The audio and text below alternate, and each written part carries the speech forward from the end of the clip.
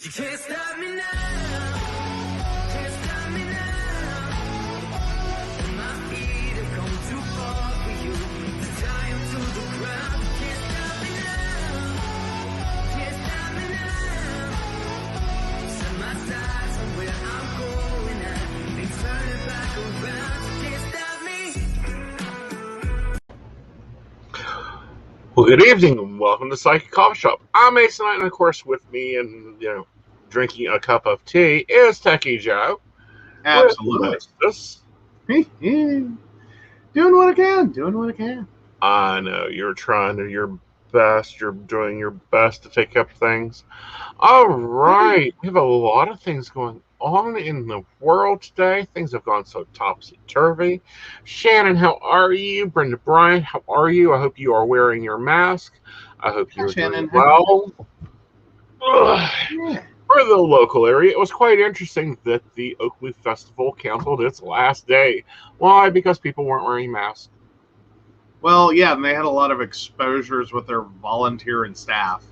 Yes, the volunteer and staff showed up positive. Yeah. Yeah, with fun of it. It's being a weird fall. It is being, and I found something, and it wasn't really a discussionary article, but it was something I wanted to read. And I've got to go and find it again. Thank you, Facebook, for being an ass. Well, Facebook does that. Yes, they do. So yeah, but anyhow, we'll get to that. Why don't we go ahead and talk about your article, what came on your news feed? Why I find Oh my goodness, which one? Oh, I think we should talk about the local mom assaulting preschool teachers. Yeah, so a local mom assaulted a preschool teacher at Catholic Church in Grovetown, Alabama. So this is, Georgia. I'm sorry, I got that wrong. There is a Grovetown, Alabama, by the way. But no, this is Georgia. And this is a fun one. So the article starts out and you're kind of like, what the hell is she on? A parent was arrested for violently assaulting a teacher Wednesday at St. Teresa of Avila Catholic Church's preschool program in Grovetown, according to a sheriff's report. Okay, so this all starts out and it gets worse. The 61-year-old teacher, and yeah. So there's video of this. It is a smackdown. It is full on beat down. But then the mom is going, look, I know you're going to be running this story later. I want to tell my side. I want to get out in front of this. And hey, Ashley and Sandy. So yeah. I know you'll be sharing a picture of my mugshot soon, so I'm reaching out to give you details from my side to help add some validity to what you report. I was arrested and charged with battery after the administration of St. Teresa of Avila Catholic Church's preschool program pulled video surveillance footage from my nonverbal 2-year-old son's daycare classroom. And for 3 hours, I watched his teacher spank him several times, hit him in the head, slap him with a book, shove him to the ground, snatch him up by one arm and carrying him across the room multiple times, slam him in his seat to make him eat lunch alone in time out, pick him up by his ankles and hold him on his head and grab his face so hard, his cheeks were touching in his mouth as she was nose to nose with him, amongst other things. Yeah. And the comments are saying about what where I'm at is like, oh, hell no. Like, they wouldn't have been arrested me for a violent assault. It would have been murder. because there's no way I could have controlled myself enough not to kill the bitch. I'm just What like, even got me more so is the daycare director dismissed her employee's actions and assured me she would be keeping her job. She claimed to see nothing wrong with the teacher's abusive behavior until she could no longer deny what we both had watched and asked me what I wanted to do about it. mm-hmm. Yeah, I think that on the director is like, this is where it all went wrong. Like, okay, so your teacher effed up badly. Mm-hmm. As a director, if you're sitting there and you're watching this footage with this parent, how did you see what this parent saw and think that at any point the only thing you needed to do was, one, get this parent out of the building now, file a police report, and dismiss this employee immediately? Immediately. If not, I think the director was stupid because she actually allowed the parent to talk to the teacher. Well, plan to have them talk with each other. What parent? Like, how young is this director? How dumb is this director that you thought they were going to talk? Yeah. Like, what planet of imagination? One, is it even correct to teach a child like that? Two, they better be glad they're not one of my kids. Because I may not have had any children, but I have plenty of children. There'll be a smackdown. I think even as like I don't know these people, third party, if I'd watched that video and then saw the teacher immediately after, I think I would have had a hard time not knocking her on her ass. Right. Like, no. They've all referred communications to the Catholic Diocese of Savannah. Yeah. Oh, and no, Brenda, or let's see. Oh, Ashley, sorry. Yeah, that probably wasn't a smart move on her behalf either, on the director. No, I mean, like, hi, how did you think this was going to turn out? Yeah. I mean, at what point did you think watching video of a 2-year-old, not that like there's any age this would have been appropriate, but I could see, like, if this teacher pulled this on like a 16-year-old, the parent might be a little less angry. Like a little, very little. Oh, I doubt it. Pull it on a 16-year-old, yeah. I'm going to be even more pissed. Well, yeah, because that's the point where, yeah, granted, but it, yeah, no. Yeah, but this is just more, I mean, how many people, patrons and audience members, give me an emoji in the comments? How many people have have nun scars? Yeah. Well, and Ashley's kind of where I was thinking is, like, because a 16-year-old could potentially fight back. Right. Like, well, and I would think that the action of this teacher towards a 16-year-old, right, that 16-year-old would be at least bigger, and these things would be a little less potentially damaging. Like, it's too easy to hurt the little ones. I know they are resilient. I know they are mostly cartilage. I get that, but yeah, like you can really harm the little ones. Like, they bend a lot, but when they break, they break bad. Yeah, and this is a 2-year-old that they done this to. This is ridiculous. Yeah. These teachers should not be able to practice. Not only this teacher, but any teacher in hearing distance of this should not be practicing in education.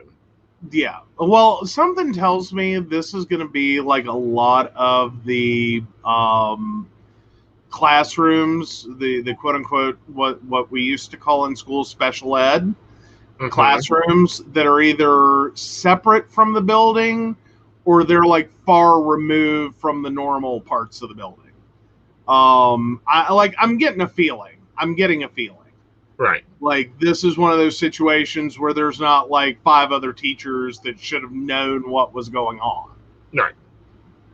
But yeah. Ooh, and then Ashley has a question when we're ready. Okay. Well, go ahead and take hers. Brenda says, I think my name lit up in red lights when I called the school about my ex's kids. A few teachers knew me well. That's, You know, we've had that debate. but you know what's funny, though? I never had any problems in school, and I didn't realize till much, much, much later. The reason I didn't have any problems in school is because I had 4 other siblings that went through this system. They had already dealt with my mother. And they were like, no. Well, how many others went through that school that had to deal with your mother?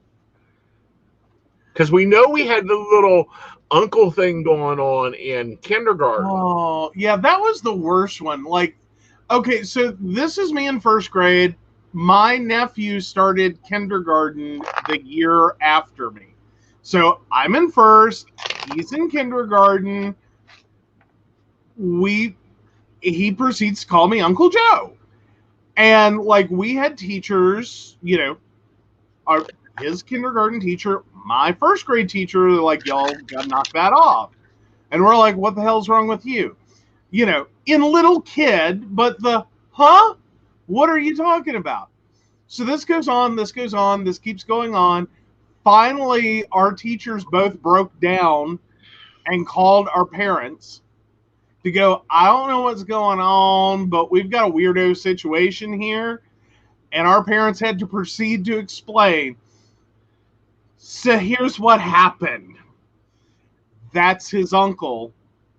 That's his nephew. They're not being funny.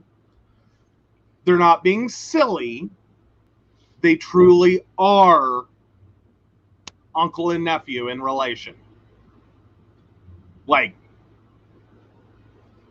what do you want me to do? Do you need like photos from the birth? Like, what do you need?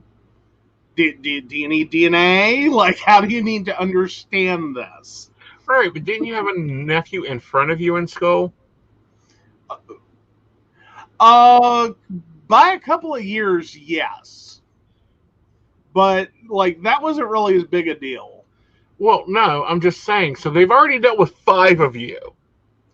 Oh yeah, well, technically yeah, basically, yeah. Although, see, what was throwing the teachers was the different last names. Like, I think they might have clicked in a little faster if we had both had the same last name. Mm-hmm. But this is my sister's kid. My sister got married. The kids took their dad's last name, like you do, and so different last name. Not everyone popped the connection. Oh, but I'm sure that Miss Thelma was at those parent-teacher conferences, at those PTA meetings for her lovely grandson. Well, and moreover, like, you really don't want to tick off mom because mom, like, those damn cakewalks don't bake themselves. Right. Okay? And mom could pull out some cakes. Like, throw my mother in the kitchen with some baked goods as a goal. You really don't want to tick her off. She makes more money for the PTA than you know. Not to mention, after the previous 4, she was sick and tired of this whole, like, wrapping paper, popcorn, cookies, candies, blah, blah, blah crap. You know, pizzas and all this shit you get. They try to turn you into little Amway people. And mom was sick and tired of that, so she flat out asked at one point, how much of a check do I have to write? How much money do you need per school year, per child? I will write a check. Don't send it home with it.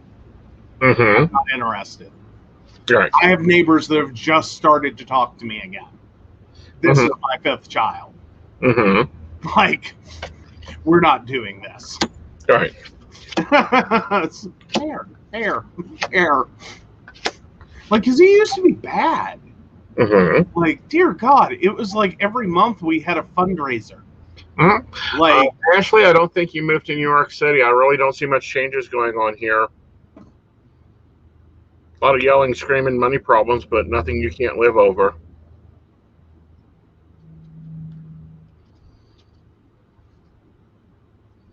I'm looking at it, and I think the schools probably do close. Mm. We're seeing that here a lot. Yeah. But about this post, and it's an op-ed post, and I really found it interesting, and I wanted to read it. The title of it is "I'm so fucking tired." Parents like me passed the breaking point at a long time ago. How will we ever return to normal? By Kate Austin. I'm so fucking tired. I am so tired of being tired. I am tired of being so tired that I go to bed at 8:30 p.m. only to lie awake for hours in the middle of the night. I am so tired of not having time with my spouse to actually enjoy each other or to talk about things other than the pandemic. I am so tired of mitigating risk by the hour. I am so tired of intentionally debating whether my children respond to something is a pandemic related or not. I am so tired of selfish people. I'm so tired of dumb people. I'm so tired of lazy people. I'm so tired of angry people. I am so tired of being angry. I am tired of feeling so much rage towards strangers. I am so tired of my children. I am so tired of not being able to get a vaccine. I am so tired of talking about a new variant. I am so quite tired of drinking to quell the pain. I am tired of living in Groundhog Day. I am tired of saying that's it, I'm done, only to, of course, not actually be done. I am so tired of worrying about long COVID-19 and what we don't know. I am so tired of working from home and being interrupted by intelligent questions from my children. I am so tired of looking in the mirror and seeing how much this has all aged me.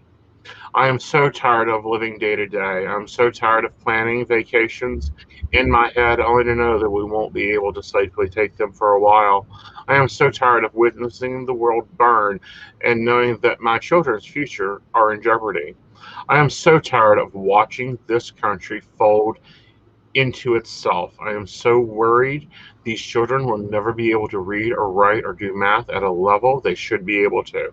I am so tired of worrying that years from now, the social and emotional repercussions will affect all these children in numerous ways. I am so tired for the lack of support, for not having my spouse or family, but from the society as a whole. I am so tired of not having game time that gets out there to get out there, or to have one only to have so many ignore it. I'm so fucking tired. I thought this was very interesting because this isn't a viewpoint I have. And here, oh, congratulations, Ashley. It's an op-ed post, and because we've planned vacations, we've not canceled them. We planned a second vacation. The numbers have said we canceled them. Looking at our lives and how much they have changed and how much we done a 2 week stint, and it's like, no, we can't do this. The numbers are too high. This is too high. This is too endangered. This is not this. We can't do this. We can't do that. We're almost to the point now. I'm sending Joe to the store because he's the most likely one to survive. We hope. We hope. Yeah. That, and I find it interesting, and I'm really happy that Huffington Post posted this because I have a great esteem for the owner of the Huffington Post. I love one of her books. It actually, woke Joe up, me reading one of her books. Yes. God, that messed me up. Because it was from a different room, and the book reader sounded like one of my sisters, and I woke up, and I'm trying to figure out what's going on. Like, what has happened that my sister unannounced has showed up, keyed in, because quite frankly, my sister has like every woman's pocketbook, and I know her having to find those keys took a minute. So that means I've slept through like doorbells and knocking, and because getting the keys would have been a last resort. But anyhow. Yeah. Ariana Huffington is the one that sounds like your sister. She wrote a lovely book on sleep that I really put into practice, even now more so because now I've gotten into a routine and a schedule. Um, And may I point out the irony? I got woke up by a book on sleep. Continue. I was really upset that it wasn't playing in the car. I know, right? I will go ahead and post this into the group because it seems like you guys are really interested in this article. I don't know. I think most of us have got to be hitting that point of exhaustion. Yep. Like, it seems ridiculous. Just point blank. It's just like, I don't want to talk about this anymore. I don't want to live this anymore. And I don't mean like, jump off a bridge. I don't want to live this anymore. But like, can we all just get vaccinated, quit being stupid, wear a mask, wash our hands, quit being stupid?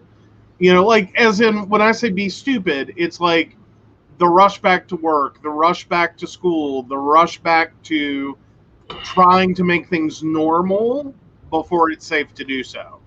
Like, we've already done this. We had the summer of this. It did no one any favors. We now have 2 or more new variants. Oh, Brenda, I love it. I've got to pull it up. I'm sorry. I have to. Joe, I forgot where I put a book I was reading. It was on improving your memory. So don't feel bad. Thank you. Thank you. I'm there. I'm there. I'm so there. Oh. So we're going to try to do the rest of the show not talking about COVID. Because we're tired of talking about COVID. We want to talk about other weird shit. Like, believe me, I think that we should have a great show on ESP. Not the sports show. No, that's ESPN. I don't know.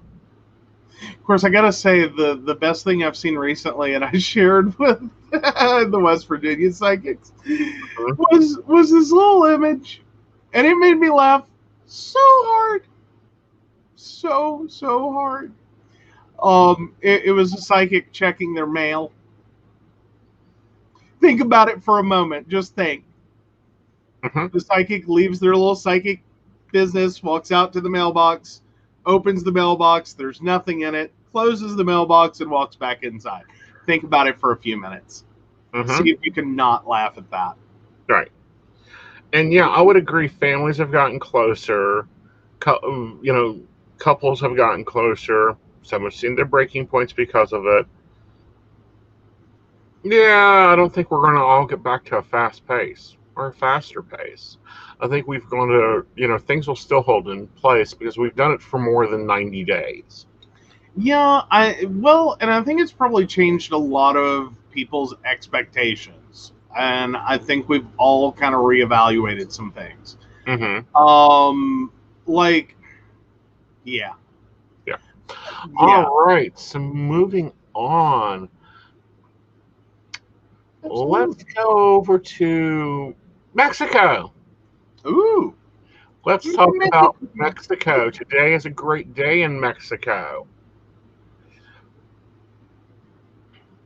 So, everyone is aware in the United States, namely Texas, we're looking at you and you other Republican states that think that you can control a woman's body. It's pretty bad when Mexico has just decriminalized abortions. Yes, that's right. You can go to Mexico, have a lift, an uptake, and take your vagina for a vacation too. Of course, now I made a horrible joke earlier, and I'm just going to share because I think y'all will enjoy. But I thought you went to Tijuana to get pregnant and ended up pregnant, not the other way around. Like, you go there for quickie divorces. Not. Yeah. I find it funny. I find the story great, but what I was saying, I find funny. What I find highly interesting here is we have Texas trying to say women are government property. They're technically now in violations of human rights with the UN. Thank you, Governor of Texas, you idiot. You're going to be costing the United States millions of dollars of our own money. Now we have to pay extra to the UN. But we have Mexico going, oh, really? Well, I'll see you, Supreme Court in the United States. Here's a burrito. Hold my beer. Let me go fix this down here. Basically. So yeah, the court took up the issue on Monday when 8 of 11 justices voted to revoke a law in the state of Koala. I don't know. Voila. I don't know. A place in Mexico. Yeah, one of the states in Mexico. Yeah. But yeah, it does set a precedent with force judges across Mexico. Home to one of the world's largest populations of Catholics, to hand down similar rulings and expands early abortion for millions of women in Mexico's 32 states. Again, this is an even better reason for me to retire to Mexico. Hi, justice system starting to make sense. Gotta love it. Justice system starting to make sense. Healthcare makes sense down there. Most people get free healthcare. You don't need a doctor for most of your prescriptions. Do you ever start to feel like the rest of the world is just looking at the U.S.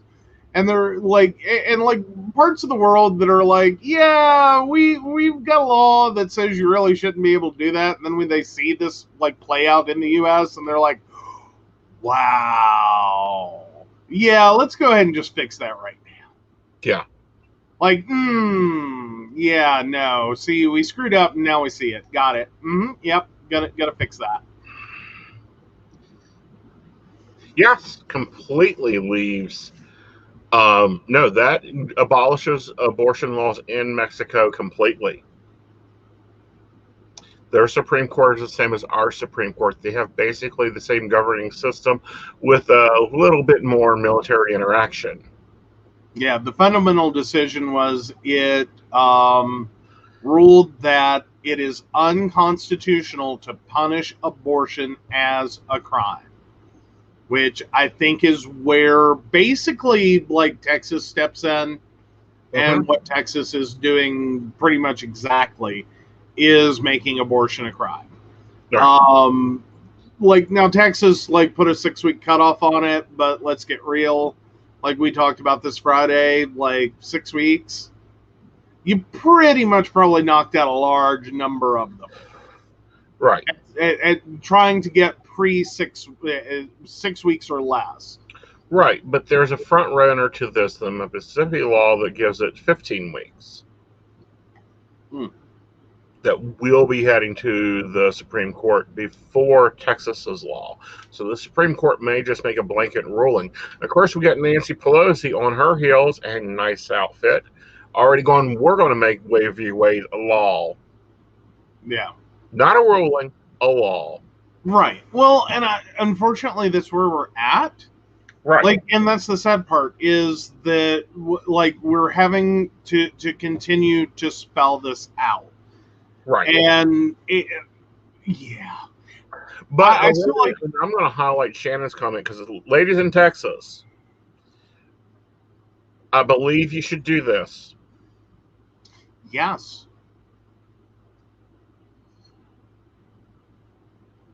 Either that or just like women in Texas, close your knees entirely. Shut them down. Yeah. Pull and I don't mean that as in like slut shaming. I mean that as in let's go like into war by refusing to have sex with anyone. Like make them suffer. Just go. Nope. Yeah. And it's like the companies that are headquartered in Texas. We have West Virginia here. West Virginia is a lovely, lovely country, lovely place. You are to come on up. Exxon Mobil, AT&T, Phillips 66, Then mark Dell Technologies. Bring your happy little butts on up here where your Texas locators are. We'd be happy to serve you. There's a lovely technology park in the southern part of the state, always looking for new residents. Mm-hmm. Like, we have built technology parks waiting for you guys for years. Bring yourselves on up. Berkshire Brothers, Broadway Bank. Happily, we got mountains. You can store documents here easily. Your taxes will be better. Your power grid will be better. Yeah, you won't get shut down. Data Treasury. Hello, I've got a whole mountain that has a whole tunnel in it that you can come and bring your data software to. You'll be very happy here.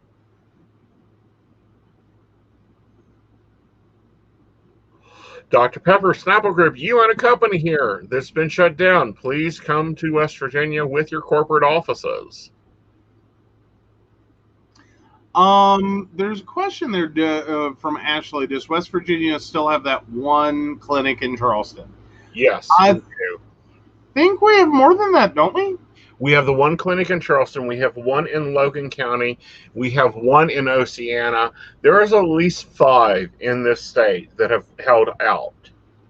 Yeah. Yeah. Oh. No.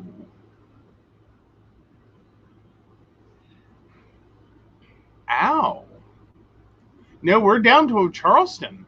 Really? Did that one poor nurse finally get shut down? No, we're down to Charleston. Jesus. Because this is from back in March. And the article's literally titled "Abortion is Healthcare. Lone abortion clinic in West Virginia facing slew of pro-life bills." Mm-hmm. Granted, they never seem to make it through. But yes, the clinic serves about 3,000 women a year, 1,000 of which had an abortion at the clinic. But they see women from all over the state, as well as from eastern Kentucky and southern Ohio. Like, is a mess. And yeah, apparently Senator Patricia Rucker of Jefferson County is the lead sponsor of pro-life bills in the state. Mm-hmm. Someone needs yeah. to fill her mailbox with stuff. Do I now? I think that we should send her personal letters about this. Oh, yeah. Absolutely. We make some phone calls. Yes. Well, yeah. But, so, yeah. I don't know that it's not really gotten better in West Virginia. It's not gotten better. Not on that front, but it's not gotten horrible yet. Exactly. Yeah. And we've got the place in Roanoke that is still open. I think that was the one I was talking about. That's just across the border. But, Texas, come on. Corporate Texas, stand up. It is bad when Uber and Lyft are backing their people and you guys are being quiet. Absolutely. Oh. So on to more depressing news. Iowa hospitals are beginning to ration healthcare amid the COVID surge. Now, let me explain what this means, because it may sound like, they're only like rationing out medicine and stuff. No, they're rationing healthcare. If there are 10 beds available, they will fill them with the most successful cases. Yeah, i.e., if they're looking at you and you're currently occupying one of those beds and they have any inkling that you are not going to survive, they will take your equipment to help someone who will. Right. Or at least has a greater chance than you. Right. And this is based on your characteristics. Younger, reproducible, Um, less healthcare conditions.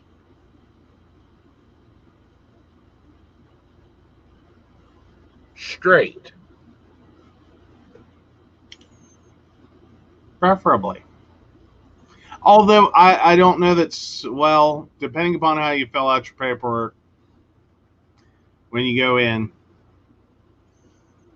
I mean, that's a hell of a moment.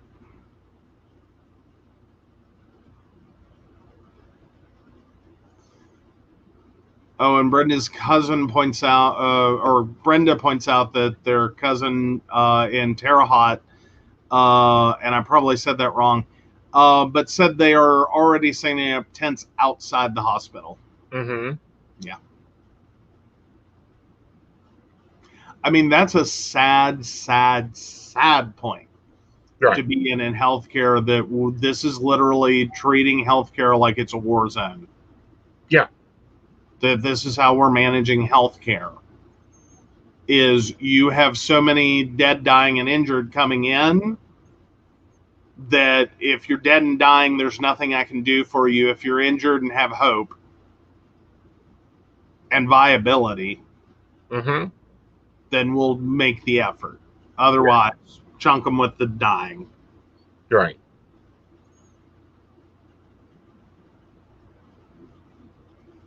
Like, that's not where anyone wants to be. Right.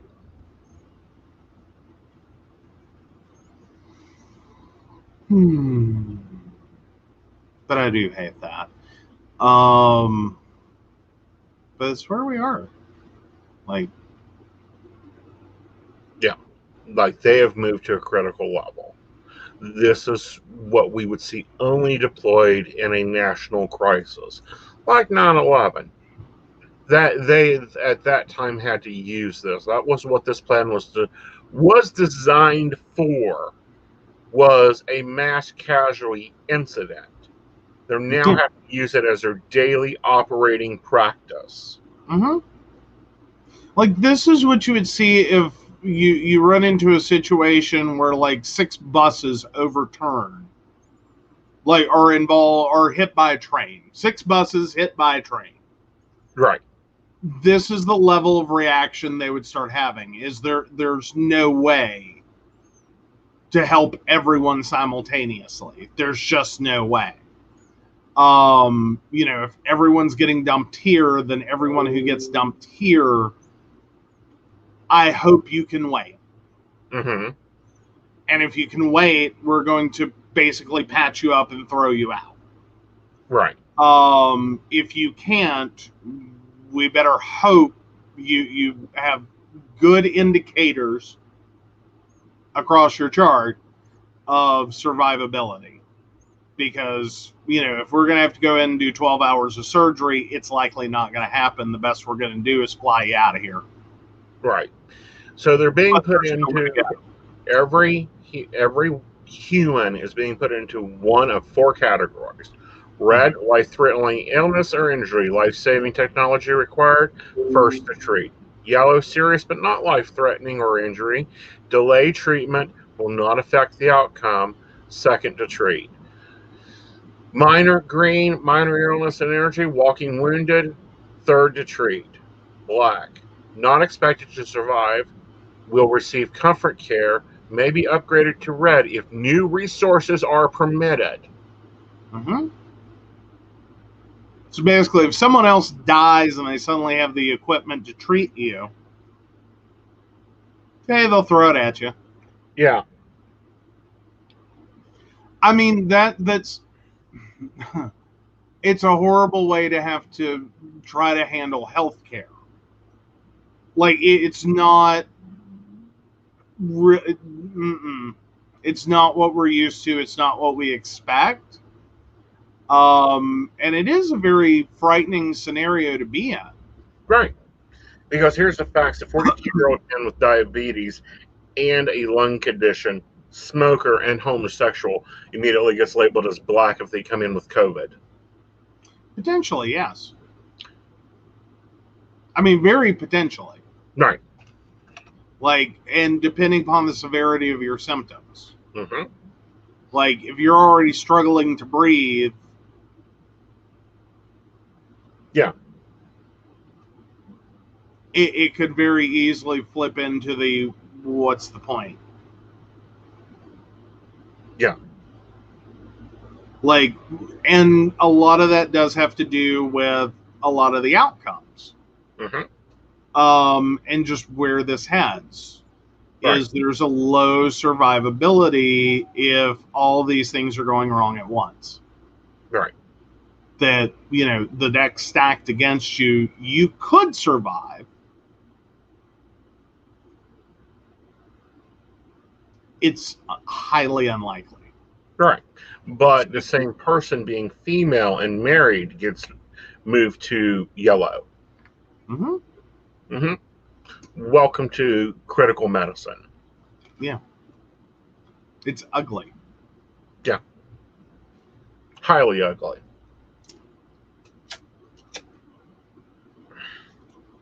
It is disparaging that Idaho has had to move to this. Idaho, potato country, has had to move to this. Well, and we already, this kind of goes back a few months, and we knew we were already, hitting on the breaking points. And really no one listened.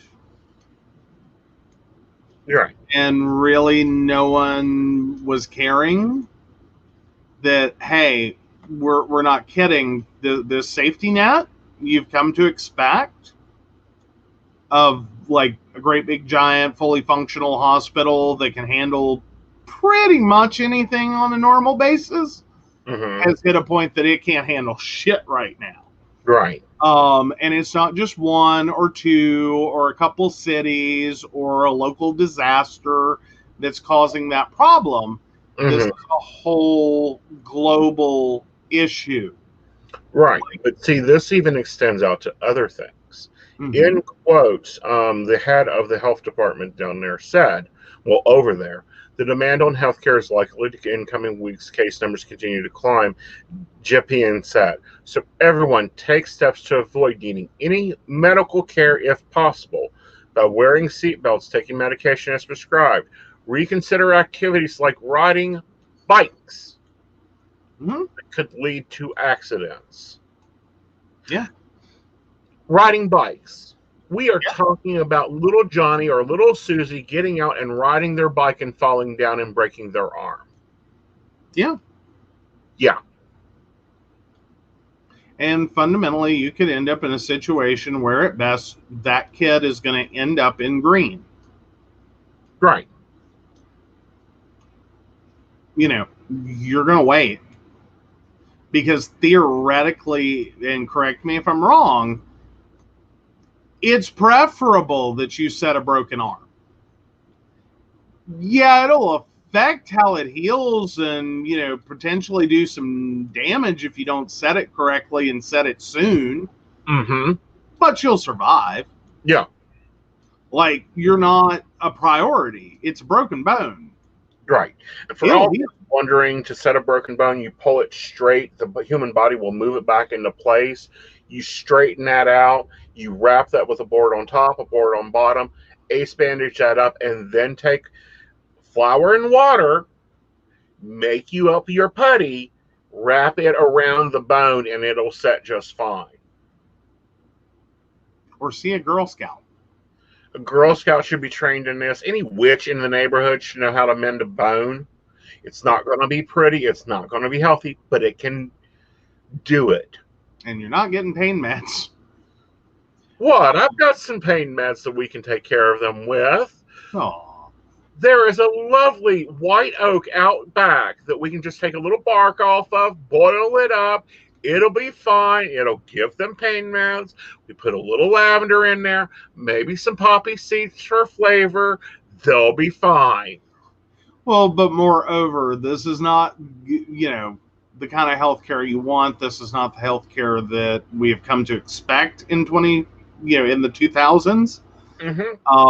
This is going way old school.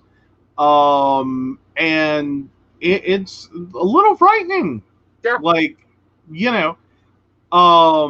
I mean, it's one thing if you go to a remote area and practice an extreme sport Mm-hmm. in a place, like whitewater rafting or mountain climbing, something like that, and you fall and you are reliant on the people in your, so to speak, immediate community, the people you went with, and anyone in earshot to take care of you until medical help can arrive. What we're pointing out is in Idaho, the end of that sentence, the medical help arrives, not really going to happen.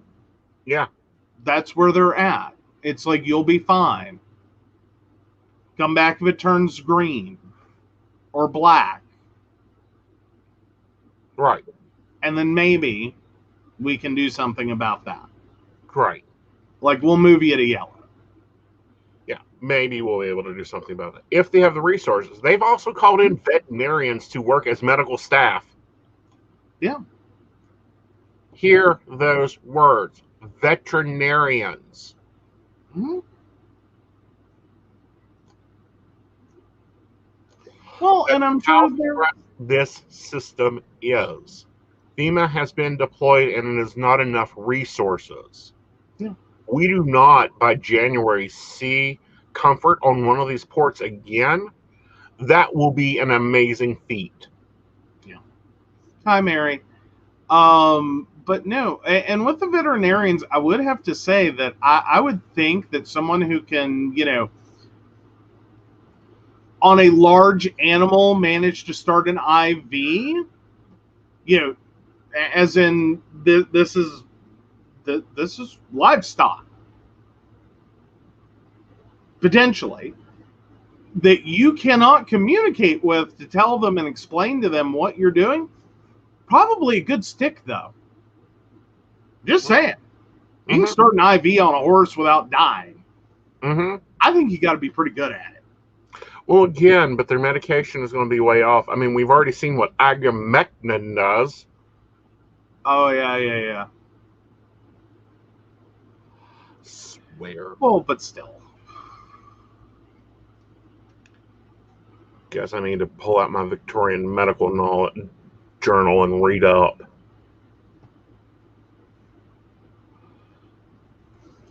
Very true. All right. So moving on. So moving out of Idaho.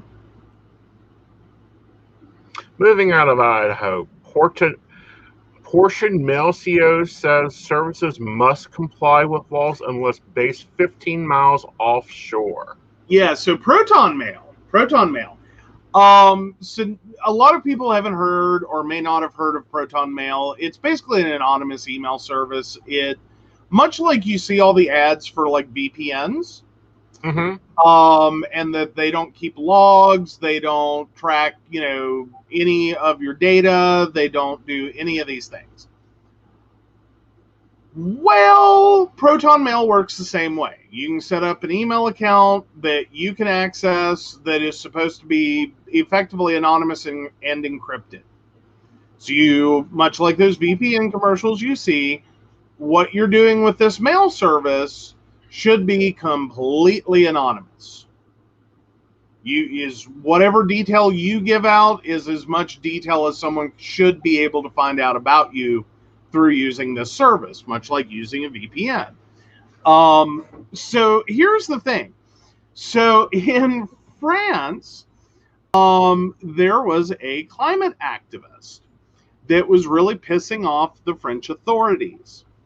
And what fundamentally happened is Proton Mail is based in Switzerland, I believe, and the French authorities requested that Proton Mail start logging the IP address of a specific user, this French climate activist, which is not part of what they do. Like we just went through that. Proton Mail does not log your activity, does not log your IP address, does not care about any of that information.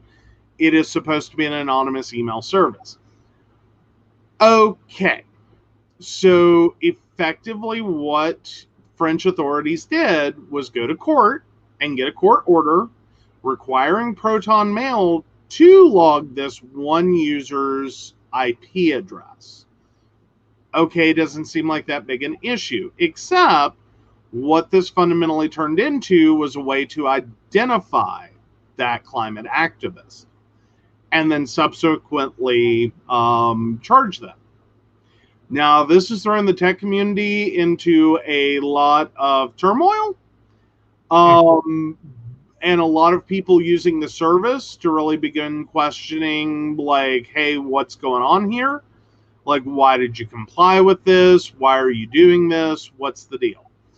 And as let them eat cake as it may sound at first, blush, Proton's not wrong. They're required to provide this information and follow legal court orders. The only way you avoid that is being 15 miles or more offshore in international water where you are not subject to a court. Any court you are subject to can order you to do anything. And you can fight it to an extent, but ultimately, if you're ordered to do it, you're ordered to do it. So it really is having a lot of people rethink or causing a lot of backlash on the privacy online concept. That if you can do this with an encrypted mail service, you can do this with basically anything that says it's anonymous. As in, you should have the ability to use it anonymously. That the only information that someone would learn from you through using this service is information you chose to tell them. It's kind of a hot topic. Their response has been taken really badly, which I get their response. I think they could have explained better or chosen better words. But fundamentally, they're not wrong. Like, if you're ordered by a court, what do? Like, you can defy the court order, but fundamentally, you're risking the entire service for everyone. Right. As in, you may very much be shut down entirely. So at some point, they do have to comply. They can exhaust all legal options that they can to try to refuse to comply or state a reason why they should not have to. But yeah, at a certain point, you're under the authority of some government, and that government just told you to do what was asked. So it is an ugly situation. Right. Mary, no, she isn't. Not yet, at least. Oh, Brittany's not free? No, we won't know the 29th. What's going on? The father, a few minutes ago, filed new documents. It sounds like he's going, well, she wants the conservatorship to end. She can file the petition. It is not his letter of resignation. Ghoul. Games.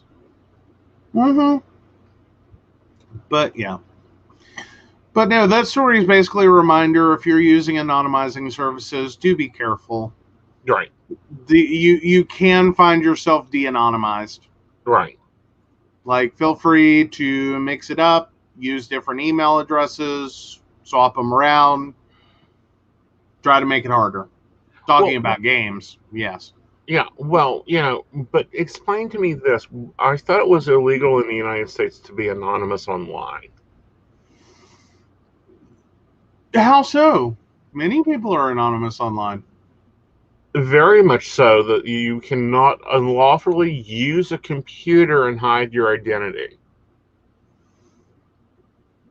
I'm not aware of that one. I mean, we have people that do it all the time.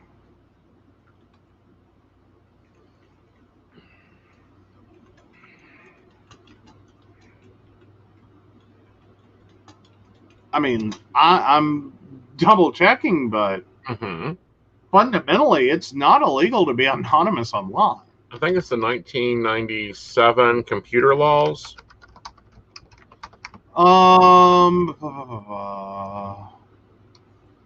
computer fraud and abuse statutes. Yeah, I don't think that's included in that. I mean, it may very much be, but fundamentally, functionally, Mm-hmm. you can be anonymous online. You can be as anonymous as you choose to be. Yeah, it's in the unauthorized access. Okay, pop that over to me real quick. Let me see if I mean, functionally, like, there's plenty of anonymous people online. Oh, granted, that may only exist for U.S. citizens, and even then, it's kind of, I'm sure, an add-on. Right. Like, as in, like, no one really gets charged with that as a primary. That's just like the add-on BS. All right, where are we at? Unauthorized access.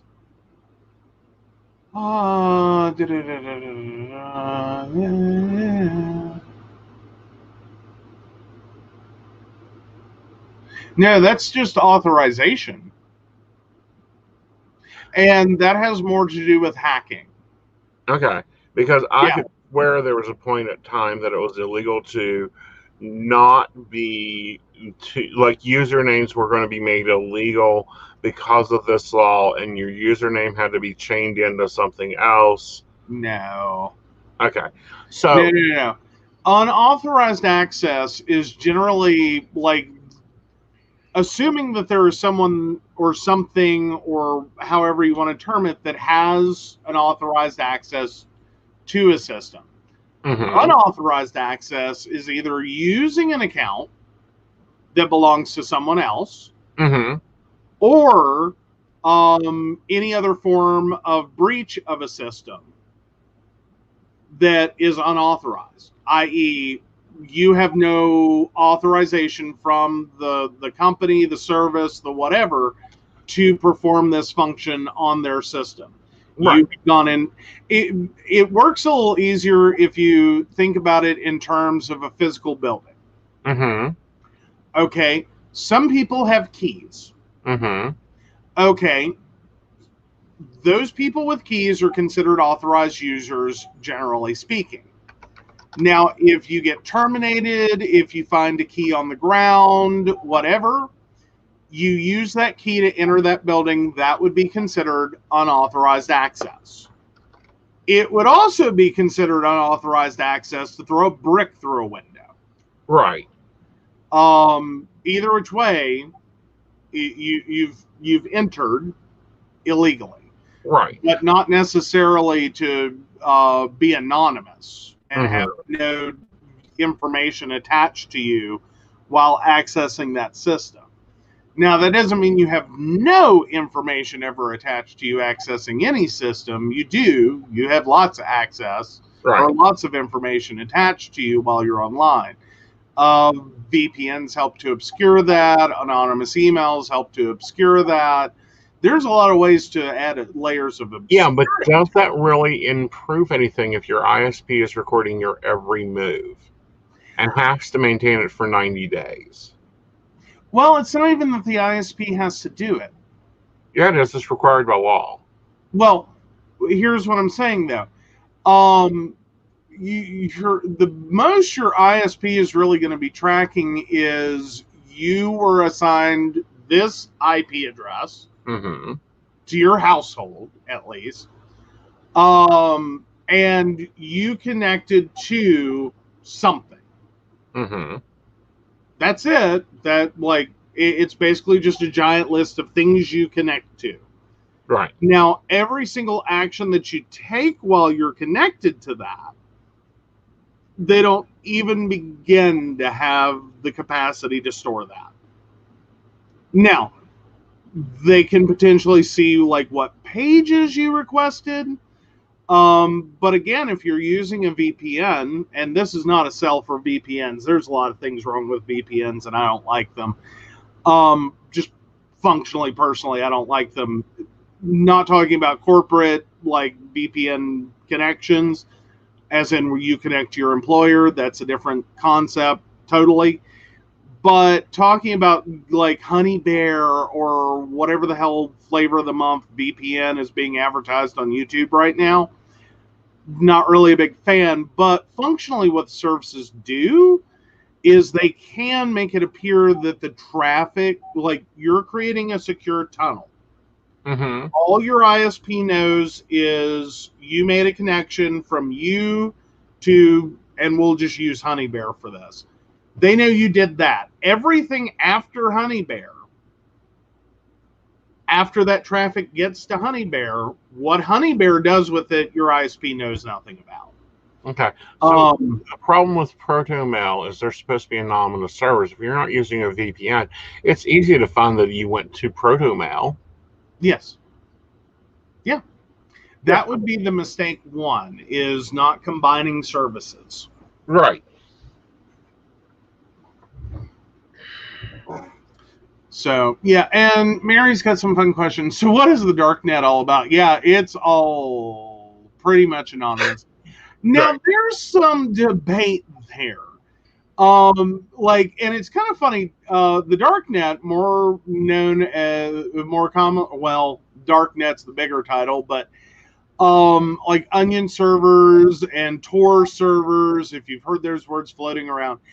Okay, so all that relates to a thing called the darknet. The darknet is basically a series of websites that you cannot just go to your normal standard web browser and type in. These are also anonymized access points. You're using a service that anonymizes the traffic and hides what you're doing online fundamentally. Oddly created by the government. Because, welcome to the world of espionage. And the fact that we do need to have ways for basically our covert operatives, our spies, to send information that is not clearly visible and just floating through plain old normal internet. Mm-hmm. So a lot of money kind of went into building that. So that's Tor in and of itself. But the general idea of a dark net was that it was supposed to be an opportunity for people to be anonymous online entirely. Mm-hmm. So, yeah, it's not really worked out all that great. It's kind of one of those between the child porn, the illegal drugs, you name it. It's kind of become the black market. And that wasn't really, I don't know that was really where that was intended to go. Like, I don't think anyone thought this is where we're going to end up totally. I think someone went, oh, man, who the fuck used this for child porn? Like, really? Right. Like, that's not what we set this up for. We just wanted you to be anonymous. Not like that. Don't use it like that. And then that's sort of a lot of what it's become. Right.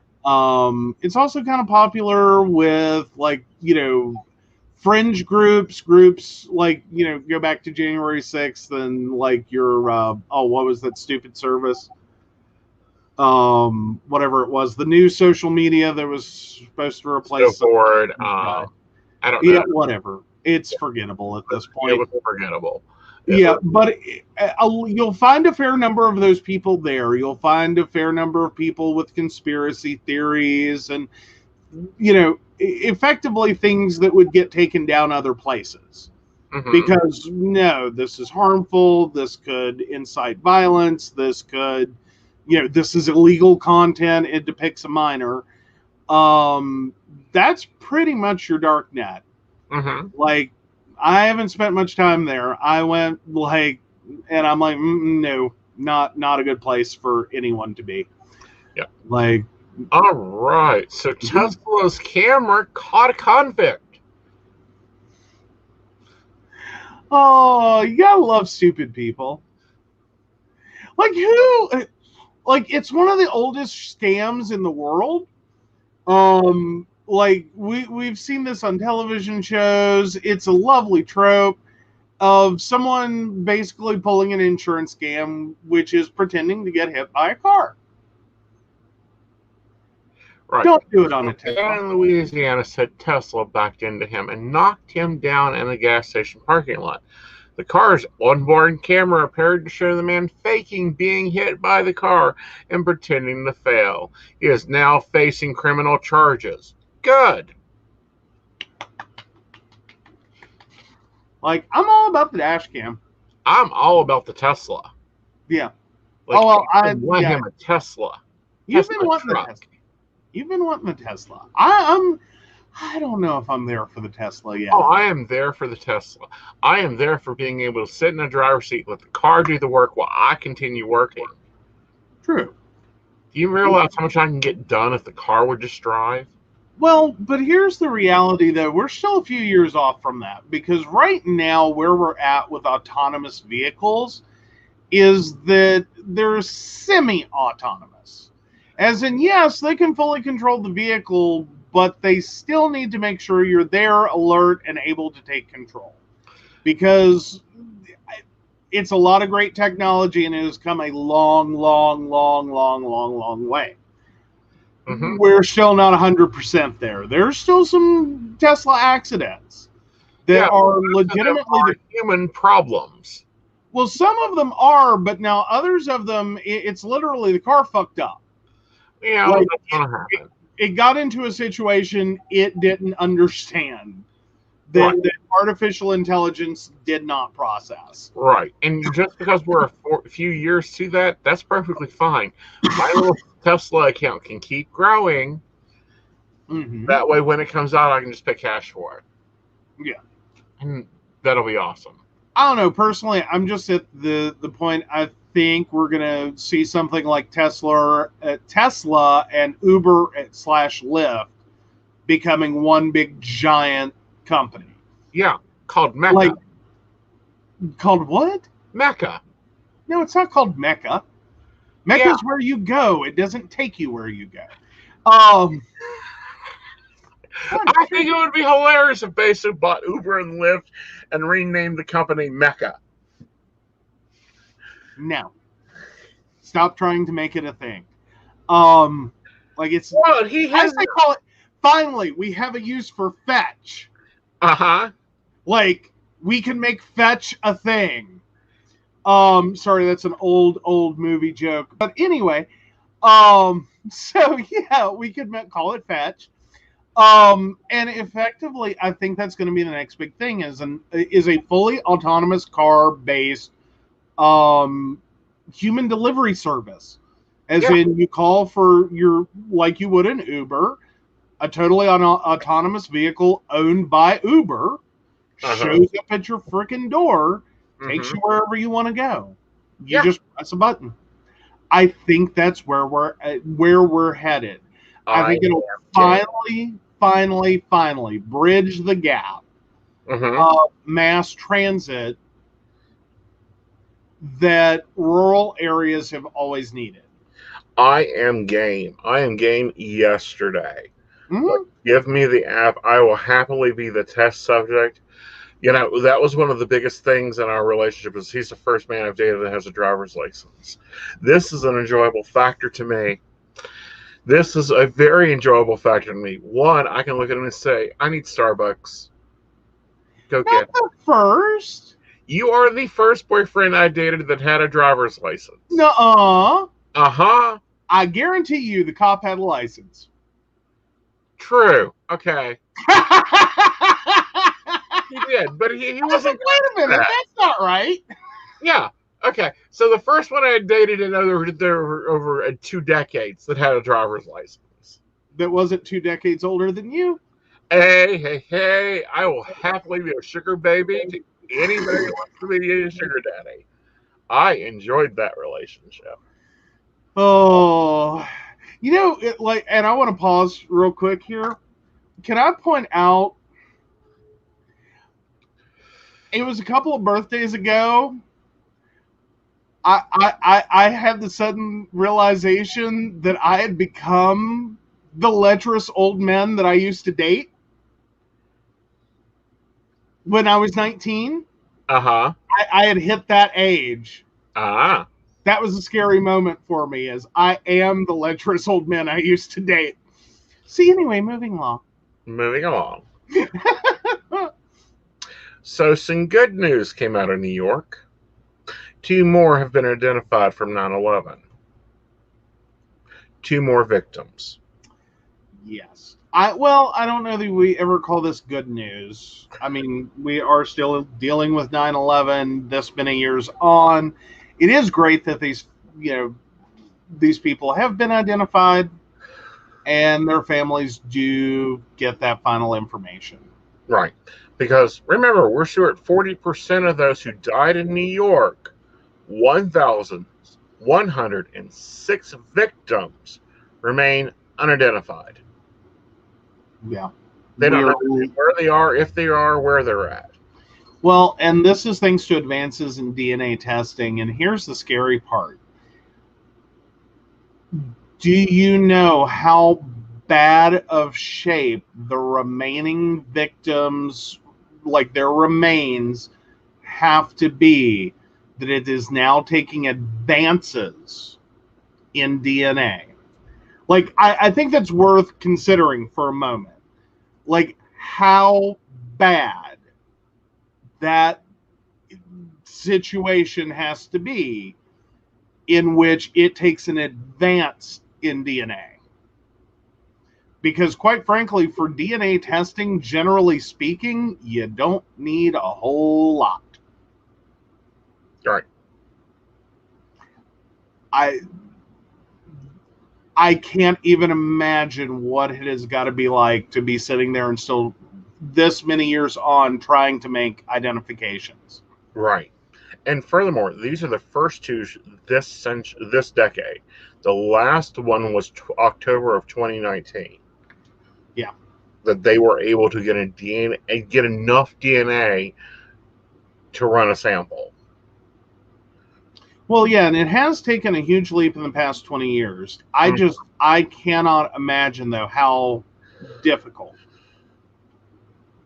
how little it generally takes to run DNA, how bad the remainder of remains has to be that you are struggling this hard.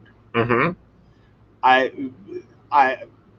quite frankly applaud the people that are having to still keep working on this. It has got to be horrific. And I would think, as someone in handling forensics, it's got to be absolutely difficult. Right. What I find interesting is that most of the reservations and most of the changes are coming out of Switzerland. Switzerland is probably the top in line in DNA testing. They have made the most strides over the past 10 years in DNA testing. They're the ones that were able to make these 2 identifications.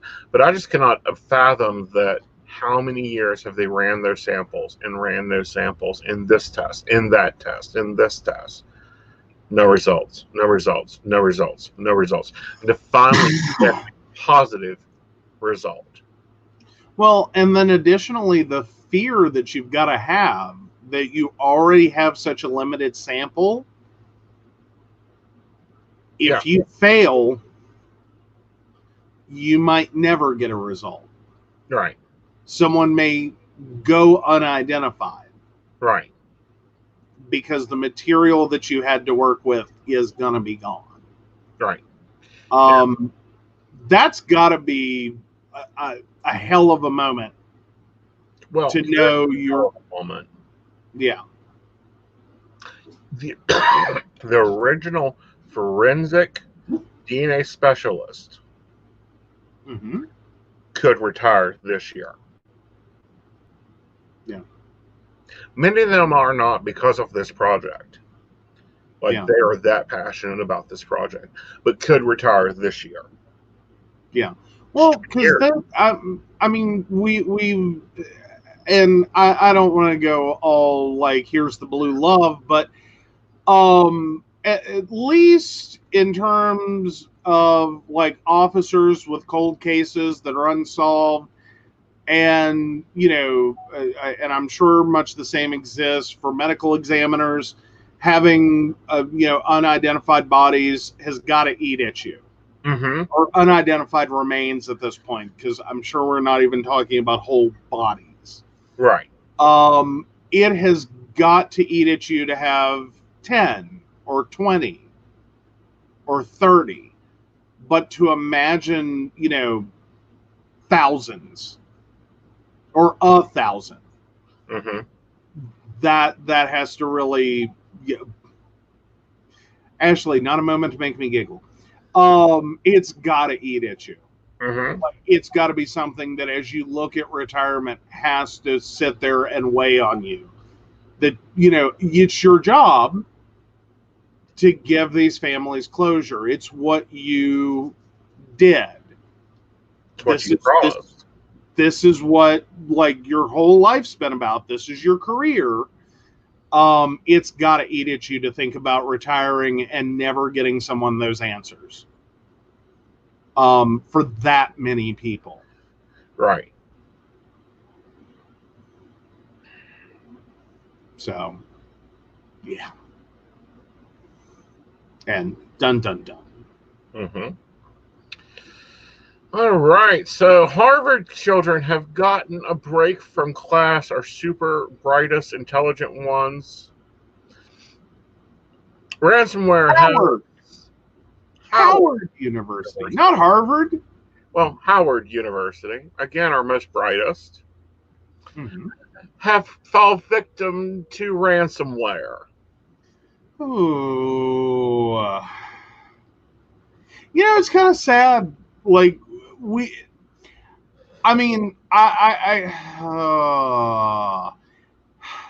here's the thing, though. Hospitals are a horrible place, and God knows right now, can the world on ransomware just agree now's not the time to fuck with any more hospitals? Can we just, as a world, just agree on that right now? Well, I think stop fucking with hospitals. They've got enough. Well, I think that, Anonymous needs to step up and take out ransomware if they go after hospitals. I'm all for that one.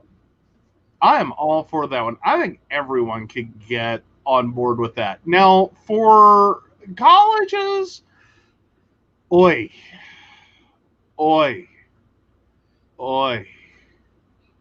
That's a lot. Wi-Fi is shut down. Non-essential employees were instructed not to report to work. The university announced Monday in-person classes will resume Wednesday, but online classes remain canceled until at least Thursday. Ransom attacks have been a sours and scourge. Yeah. Hackers managed to infect 19 colleges and universities in 2021 alone. According to analysts, the analysts for cybersecurity, record failures in at least 3 of other instances in the U.S. this year. School classes have been canceled for at least a day. Yeah, I'm with Ashley. Hospitals and ransomware shouldn't even be in the same sentence. Like, that's just not even. No, not even. It's not even funny. Yeah. It's not even cute. It's not even active. Now, taking down a college, I could allow for some humor there. Come on. This was where some of the earliest hacking occurred. Right. This is who the targets were. This was a lot of who was doing it. It was college to college, college student to college campus, college systems. There's a certain, like, all things come back around. But yeah, it's still a nightmare in any large computer system. Probably the best part of this is that ransomware generally threatens a lot, but doesn't actually do a lot. Right. It's like a lazy kidnapper. Like, it threatens to kill the hostage, but it's like, ugh. Then I have to bury the body, and like, ugh. You know what I mean? Like, it's a lazy kidnapper. Well, again, okay, I'm old school believer in hacking. Like a lot of anonymous work, they've done well. They've done well. Um, However, ransomware I never got, especially when they're focusing on like colleges and stuff, because here's the facts: what are you going to get out of it? At the end of the day, what are you getting out of it? The university has already shut down the Wi-Fi. The university is working to implement an emergency replacement system. It said Tuesday. So, are you going to get your ransom? No. Is it even possible for you to get it? No. Well, but there are some that will pay just because it's easier. Mm-hmm. You have legacy systems, you have stuff that, backups failed on. Because here's where the rubber meets the road on a backup plan. It's Mm-hmm. when you actually have to use the effing backup. Uh-huh. Like, do you know what a problem it is for companies and how infrequently companies actually get to test their backups? And no, as in they run their backups, the backup verifies on its own, like the software running the backup verifies the backup. But do you know how many companies actually have the spare hardware to load it Mm-hmm. and see, okay, what the hell's going to happen?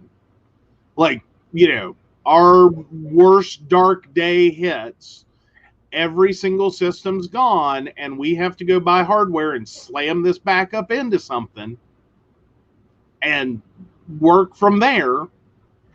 What are we going to have? A lot of companies can't, or don't. They won't spend the money. They think their IT budgets are already overinflated. So the best IT gets left with is you run the backup and you hope that should you ever need it, it's gonna work. Right. All right, so follow up to a story from Friday. Mm-hmm. Um, After Ida's death, Louisiana revokes nursing home license. Louisiana healthcare officer said Tuesday they are revoking the license of the nursing home where they were evacuated to a warehouse with 7 residents that amidst deplorable conditions deemed too squalor to be safe after Hurricane Ida. The 7 homes, all owned by one person, clearly failed to execute the emergency procedures plan providing essential care and services to the residents, the Department of Health Secretary Phillips said in his statement. Yeah. Well, and it kind of goes with what we were just talking about in IT. Only this involves humans. Yeah. Is effectively disaster recovery plans are lovely pieces of paper. Mm-hmm. Um, and the number of companies that literally have never tried it, they don't know. They've not done a drill with it. They don't know what it should look like when it is implemented. If it ever gets implemented, a lot of companies don't pay any attention to the fact they haven't updated it in a while. Mm-hmm. And sometimes you just miss stuff. Well, this is even worse. Mm-hmm. Authorities found some nursing home residents lying on mattresses on the floor without food or clean clothes and a intense strong odor of urine and feces throughout the warehouse. Located in town of Independence, piles of trash were on the floor. Water entered the building, and generators at least failed, according to the officers. Health Department lawyer Steve Rossios called the conditions inhumane. Mm-hmm. Yeah. Like, that's what happens when you have this with humans. It's literally, and here's the thing: when you do this with systems, it can be expensive to find out you fucked up. When you do this with humans, any kind of disaster plan, Yeah, the results when you actually have to implement it, if you fuck it up, cost lives, harm people, cause health problems, require medical attention, put people in deplorable conditions that they should never be in. Mm-hmm.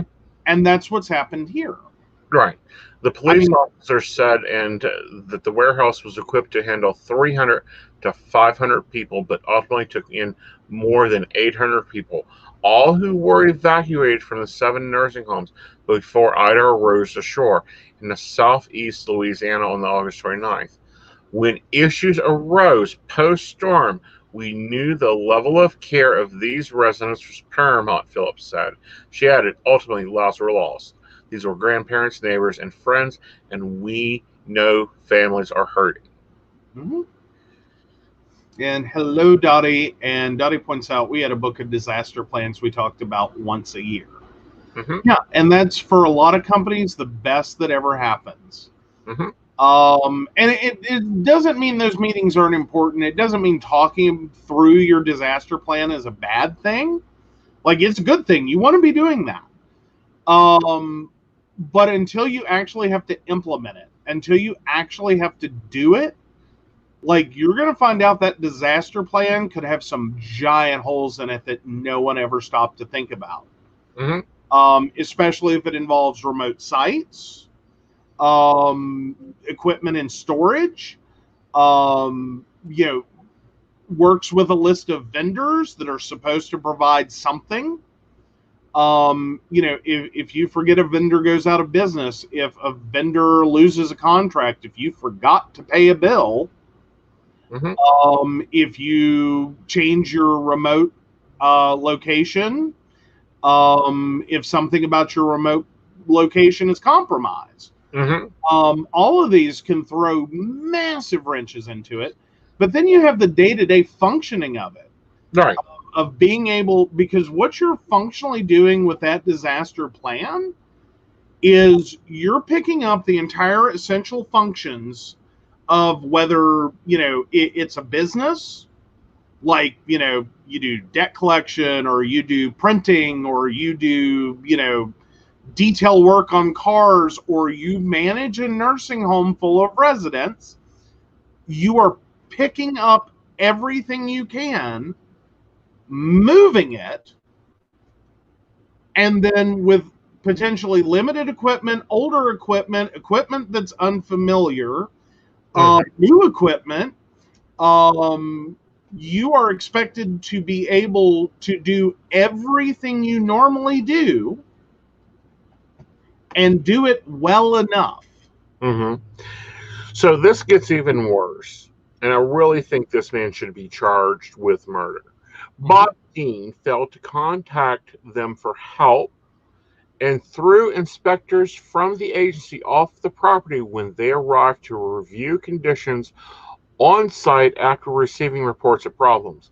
Still, authorities said they saw enough in 2 days after the storm warrants removal of hundreds of people at the warehouse, and the evacuations were moved over 2 days to special needs shelters across the state and other locations. Some required hospitalization. And I'll guarantee you that hospitalization is for something so basic, very basic, hydration. Yeah. Hydration, exposure, something, simple. Mm-hmm. But here's the fundamental problem that ties into all this is at the point in which you're refusing to let people inspect, you already knew you fucked up, that this was horrible. Mm-hmm. And you're trying to fix it Right. before anyone finds out.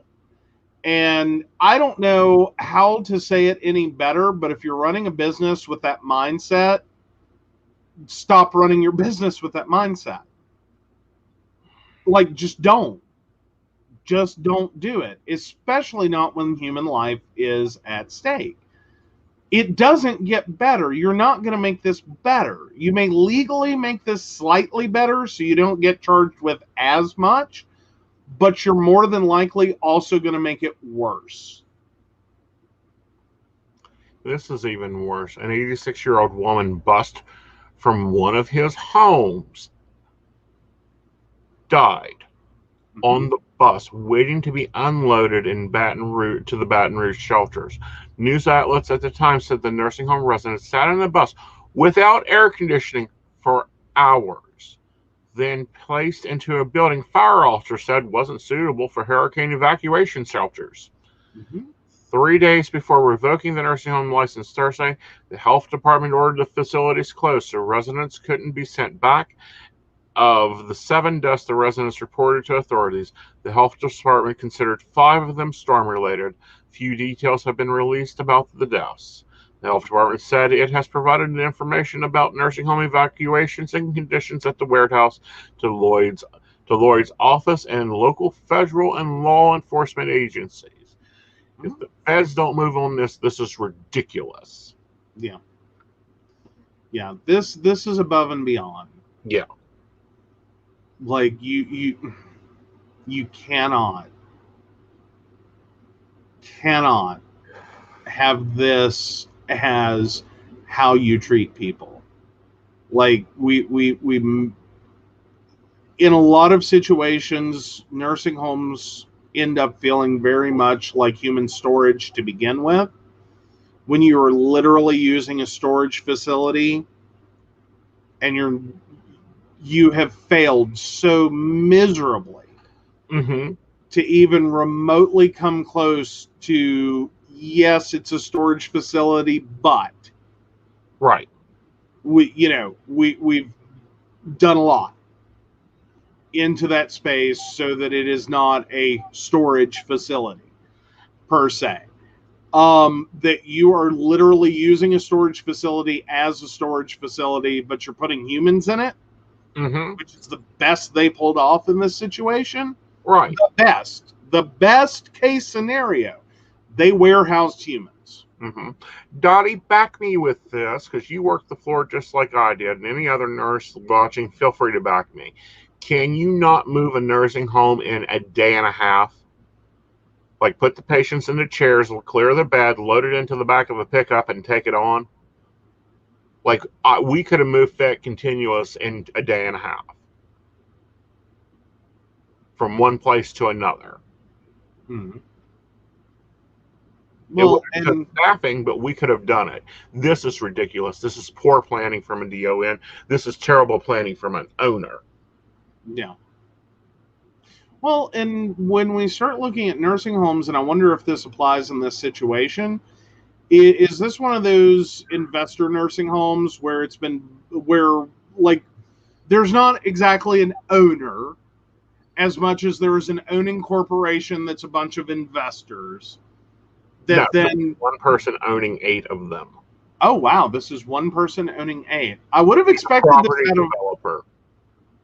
So not only did we buy the house out from underneath the old people. uh-huh. Uh-huh. Yeah, Dottie's like 8 hours. Yeah. 8 hours. Well, because in theory, you should have enough staff in the case of an actual emergency on site to evacuate. Right. And depending upon the type of nursing home you're in, or the care facility, like not specifically a nursing home, depending upon like what you're doing with residents, any kind of care facility and your mix of patients between ambulatory and non-ambulatory and potentially unconscious, you still should have the staff that in case of fire, disaster, half the building disappears, Mm-hmm. to evacuate. Right. And what I'm more concerned with is what condition are these homes in that they could not shelter in place? Like our nursing homes here in West Virginia have to meet certain standards to shelter in place. We are required to have certain thickness of walls, certain situations because we are on the strike list, or at least we were on the strike list. So a lot of like Fed Continuous was required to have like 2-foot bunker, firewalls. We were for I'm sorry, the nursing home that I keep going to as Fat continues, I think it could survive a nuclear attack as much as they built it together. Well, yeah, and Mary and Dottie are both saying the same thing. Effectively, is that the concept of a for-profit nursing home already has its own problems. Right. In that you nursing home care done correctly is expensive. Right. It requires a lot. Right. Well, at the same time, go ahead. But at the same time, here locally, AMFM's director, the owner of the nursing home, the DON, took pride in that nursing home. Like, Genesis, they can take it or leave it, but still, they have stronger building codes than Louisiana. Yeah. Well, and it's going to change state to state, invariably. And the conditions that they were faced with, I don't know that you could inherently, reasonably say, okay, there's a storm headed directly for this nursing home. Oh, yeah, no, we're fine. We'll stay. I don't think you could build a building that you would ever feel 100% confident to leave every resident there. Right. During the storm. So you're going to have to evacuate. Right. Well, even at that, it takes 8 hours to move to a facility that has base stuff. Like, get us air conditioning, get us a building. We've got the beds, we've got the transportation. There is no reason on earth, unless that patient is a fall risk, to be on the floor. Furthermore, trash piled up around the floors.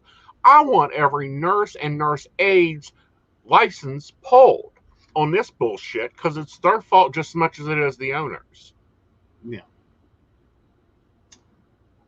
Well, and I still go back to, and I'm wondering if this had any play into it.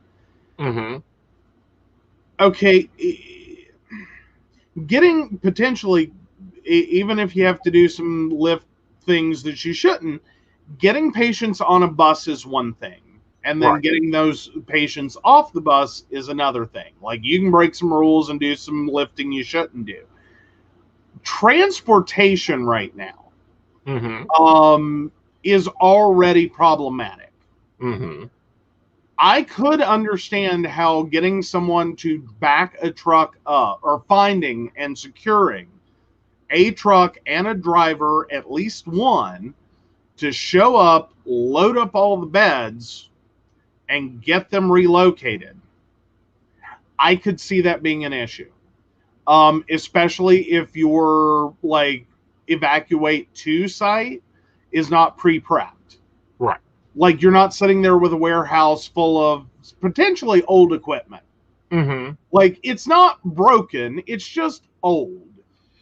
And it's 8 nursing homes. He doesn't have a warehouse full of old equipment. He's ridiculous. And a cheap fucker. Well, but I think that may be a lot of where you see business administration overriding common sense. Why keep warehouses, and poor choice of words on this story, but why keep warehouses full of old equipment? Why would you want to hold on to all this old equipment? You can sell it off. You can sell it for parts. And it becomes more about the bottom line than having an actual functional continuity plan. That you would have a remote site to go to 100, 150 miles, whatever, away from your actual nursing home, that would be usable in this situation. Yeah. But, they have hurricanes routinely there. Every nursing home should have a backup plan with a backup plan. Yeah. And no, I'm not arguing with it. And furthermore, they didn't bring in state officials. They didn't bring in FEMA. Yeah, assuming they replace anything. I'll give you that one, Dottie. They're normally very stringent, and most times beds are leased. But at the same time, there should have been a plan. And that's a big point there, too. You have an evacuation plan. But you just hit on a big point there too. If they're leasing equipment, which can be a lot cheaper, and especially if you're running that many different sites, if you're making the business decision to lease equipment to save on costs, then at the end of that lease, you don't own it, potentially. Right. It goes back and gets leased to someone else, or it gets turned into scrap. So you don't have the costs of keeping the equipment. And as a business decision on paper, looks great. We don't need anywhere to store this. We don't have to do anything with it. We don't own it. We don't have a bunch of broken equipment sitting around. Like, on paper, it would sound great. And if you're talking about running a business like, a fast food place, leasing equipment is great. If you're talking about running a business in which you have a whole bunch of computers, go ahead, lease the hell out of them. No one dies because your computers went back after the lease was up. Right. Theoretically. There's some Let's situations. In real-term status, we have to evacuate to another location. Do you think that within 2 phone calls to Julie, I can't have a fully functioning apartment? And she is a small one-person unit.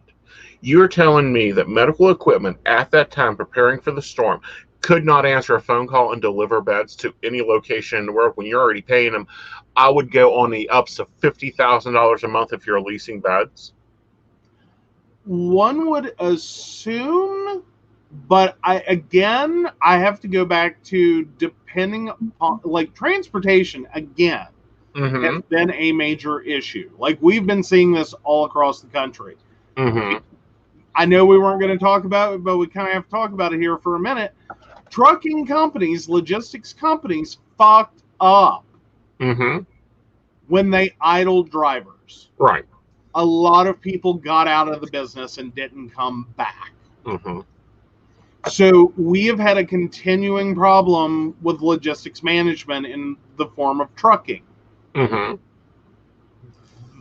There's no one there to do it. At a time in which it has become critical again to have product moving, it has become harder and more expensive and problematic to get equipment or anything moved from point A to point B. So again, I can still theoretically see they could have had some major issues regardless, whether the nursing home was doing it itself or the company they were leasing from. Right. But again, this is pure neglect. This is pure not planning for the size of your business.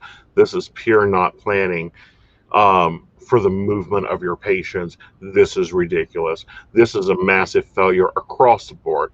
Nurses, nurse aides, LPNs, RNs, DONs, and owners should face charges. Depending upon the levels of culpability there. Like, how much authority did each of those people have? Now, I understand the people on site, it's basically inexcusable. Unless there were so few on site, all they could do was, like, triage.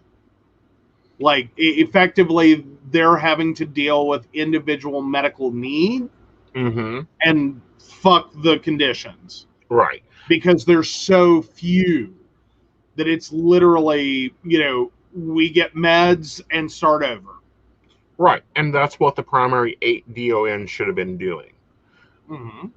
If they're worth their salt.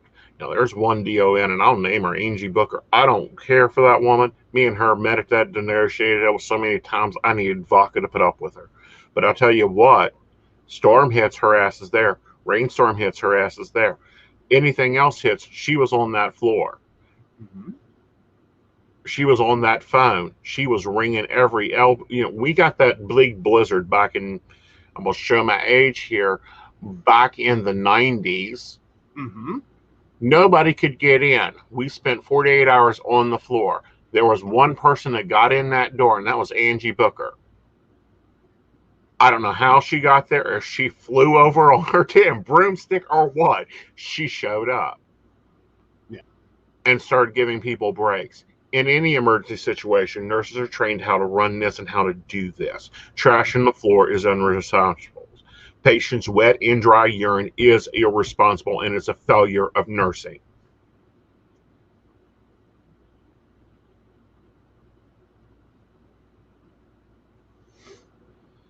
Oh yeah. With Mary, I think a negligence lawsuit is well, and I will go one step further. I think a negligence lawsuit is going to be the least of their worries. Mm-hmm. They've already lost their license. They are under so much scrutiny right now. I don't think that nursing home's going to exist, or any of the 8 are going to exist. Right. Which I know creates a lot of strain for the families. I mean, granted, getting your getting the person out of a bad nursing home is always a good thing. Right. What worries me Not having more is looking at the structure of these nursing homes. Looking at the structure of these nursing homes, they are most likely wards of the state. Yeah. That's even scarier. And here is why. Because wards of the state don't get proper voices. Some lawyer, I don't care if they're a first L2 lawyer that's able to practice in Baton Rouge, needs to take up law and start a court case for every one of those state wards, because the conservators of those wards, and we've learned a lot about conservatorship through the Britney Spears case, every one of them should be held to the racket. Yeah. Yeah.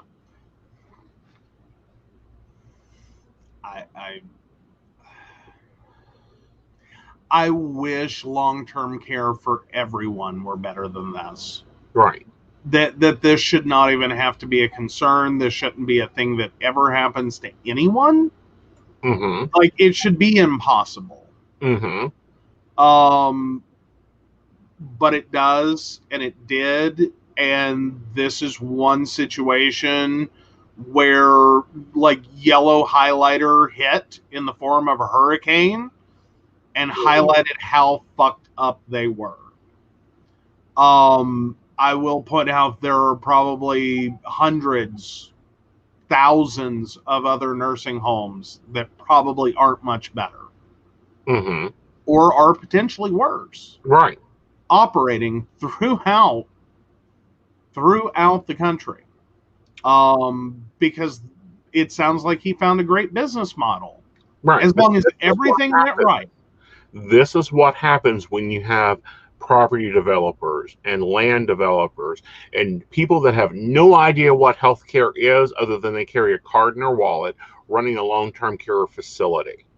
Well, and one step further, and you have human beings that are functionally treated as refuse. Mm-hmm. The unwanted, the uncared about, the people who cannot speak up for themselves, Mm-hmm. that fundamentally end up in a situation in which no one's trying to make this better. Right. And that's the problem with our government. We stopped government-run nursing homes for these reasons, and we're back there again. Now, Sandy's got a comment that I want you to read. Okay, what I don't understand with the nursing home situation, if you are especially in hurricane-prone areas, why they don't already have plans in place. Snowstorm was 93 because my boyfriend came and got me and took me home with him. Thanks, Sandy. Well, I knew when it was too. I was in school. And I remember that storm for 2 reasons. One was how effing cold it was. It actually was so cold I had to go from the upstairs in my house to the downstairs for the duration of the storm. It was my bedroom was upstairs, and it was an uninsulated attic functionally. As in, it had walls and everything, it just had no insulation. The roof was right behind the walls. It got so cold that winter I could not heat that space. Nothing we did heated that space. It was so damn cold that winter. And especially during that storm, we lost power on top of it, and honestly didn't know if we were going to be able to stay at the house. And then the second reason I remember it is because in the spring, all that snow coupled with the rainstorm turned into massive flooding in the southern part of the state, at least. I don't remember the northern part of the state. I think we were way more absorbed with, pun intended, I guess, absorbed with what was going on in the southern part of the state. That was the year the junior high flooded, like everything flooded. Right. Now, I'm going to take this moment to get some dead seriousness there. And I'm sharing the article here because the pictures are just heartbreaking of them bringing EMS in to evacuate them from the warehouse. Okay. So that is over in the break room. Don't care who you are. Get a will. Get a living medical power of attorney and a living will created. Because this is bull. This is what happens, among other things. Well, and even that's not a guarantee, but it helps. Yep. Like, it's not a guarantee. And then Mary has a question for you. I know. Okay. Go for it. Alrighty. So Mary, 11/28/57. My mother died on September 10th of 2018. Does she now realize my care and protection for her? Does she value me now? I feel she's always valued you, in special, but in a different way. I do feel that she sees your protection and care now. But also, I'm going to give you this, Mary, and you're not going to like it. Don't worry about it. It didn't matter. Is her mood. It's like, yeah, that was life. That was life then. I've moved on. Okay. Not really the heartwarming connection you may have wanted, but Yeah. well, And here's the thing with people that cross over, and this is more and more that I find when I'm connecting onto the other side. They don't care about this life anymore. They don't care who got the rings. They don't care who has their sewing machine. They don't care who got their platter. They don't care about any of it. They're done. It's like, do you care who got your second grade elementary primer? No.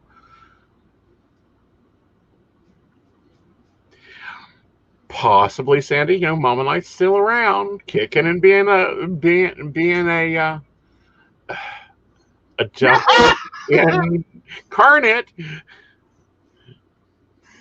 really struggling to find your word there for. Well, it's hard to say a premier to Devil Wears Prada, but she doesn't really have fashion sense, but she'll cut you like a knife. I still have voicemails waiting. I need to check from her. Ooh, you're evil. No, honey, I just don't feel like the tongue lashing. Ooh, that's just wrong. She could have been called and say nice things. It could happen. It could. Uh-huh. I am little bunny in the foo-foo in the forest. That's what I am. Oh. Honey, I love you, and I didn't think you were naive. But she leaves me friendly voicemail. She leaves me friendly voicemail. She leaves you friendly voicemails because she likes you. Maybe because I checked my voicemail. She also buys you clothes. Yeah. Aw. Actually, Sandy, you're probably not. Funny thing there, I get what you mean. As in you may be 20 years or so older than me. But nope, you're probably not old enough to be my mama. Because my mother was 6 years older than I am right now before she had me.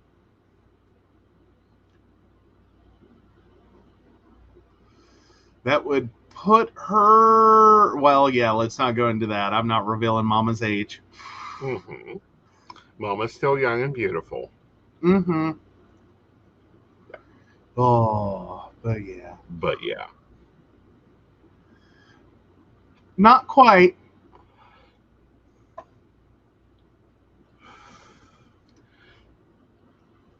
I still got a few. I still got a few. Still got a few. Oh. So, guys, this has been kind of a heavy show. I really tried to find positive news, but it's just not there. Like right now, we're not getting any happy news. Maybe on Friday we'll have some happy news. We'll see. Like, I don't know. Maybe the aliens will come down and pick up a few people. That'll be interesting. Until then, though. Really? Really? Really? What? 2021, you want to float that one right on out? Yeah, I would love the aliens to come down and pick up some people. I've got a list of them. Okay, fair. Okay, I've been I know- making a list of the evacuees from this planet for a while. Okay, fair enough. Ashley's going to find us some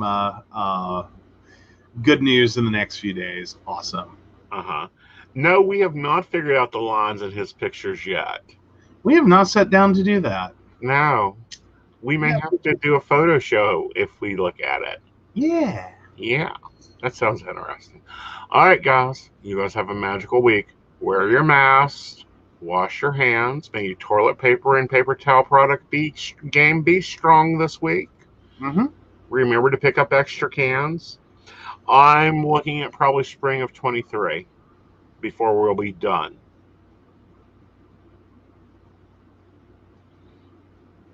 Let's hope. I mean, I like kind of like you're reading the entire thing, and I know just one last little quick comment. I don't know that any of us have a till 2024 with this shit. Just I'm putting that out there. I don't know anyone Right. that really has it for like a whole another year Yeah. of crazy. Well, for those wondering, Sandy asked, how long do I think COVID will last? I think we're looking at 2023. I think we're looking at a yearly shot. I think we're looking at 2 more variants. One that'll be damaging across the board. And really and truly, I was listening to Kentucky governor today on Meet the Press, and he was talking about trying to put a line on people, and that that no one's going to listen to him. No one's going to listen to Maryland's governor, which I'm still impressed with Maryland's governor. He is a Republican acting like a Democrat.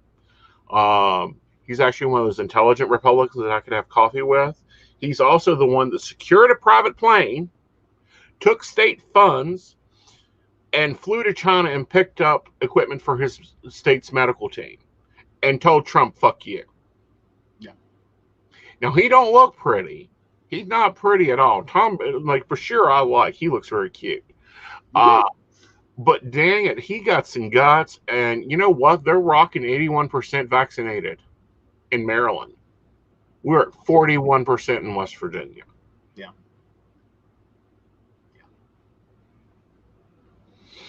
And Sandy, yes, drink water. Drink water. You reminded me of something, and I think we talked about this one night, but now be sure to drink your water. All right. So until then, we guys will see you Friday night for Mountain Bears. Oh. Be sure to tune in. That's the funner one normally. And let's roll it out of here. Yep. Night, We y'all. want to thank Beverly Walker, Mika G, Kathy, Mary Winfield, Brenda Bryant, Ashley G, Shannon C, Shannon D, and the lovely Lady Gwendolyn. We love our baristas, and we thank them for their support through Patreon. If you'd like to learn more about the show or how to become a Patreon sponsor, please visit PCSPnetwork.com. Yes. And this is just an update. Now that I've got software on my computer, we may be doing something special for our baristas. Ooh. Yeah. Very cool. All right. Good night, y'all.